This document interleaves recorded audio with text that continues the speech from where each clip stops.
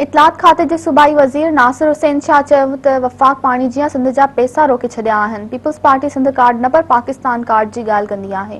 एहतिजाज करण सभिनी जो हक़ आहे, पर बदमाशी करण जी कंहिंखे बि इजाज़त न ॾींदासीं।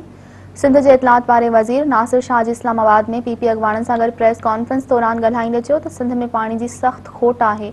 सिंध खे मुक़रर हिसे मां 50% घटि पाणी ॾिनो वियो। नतीजे में कुझु ज़िलनि अंदरि पीअण जे पाणी जो बि मसइलो वधी वियो।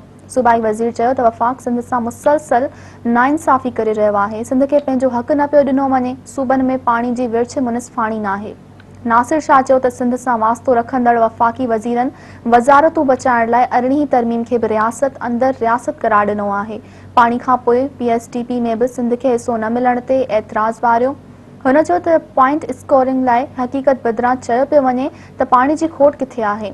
सियासी नज़रिए जे दिफ़ा भले कयो, पर हक़ीक़तनि खे बि साम्हूं रखो। सिंध सरकार जे कंहिंखे बि कारकर्दगी नज़र नथी अचे, पर पैमानो इलेक्शन आहे। नासिर शाह चयो त नंढी चूंड में सिंध जी अवाम पीटीआई खे रद्द करे छॾियो। नंढी चूंड में मुखालिफ़नि जूं ज़मानतूं रद्द थियूं।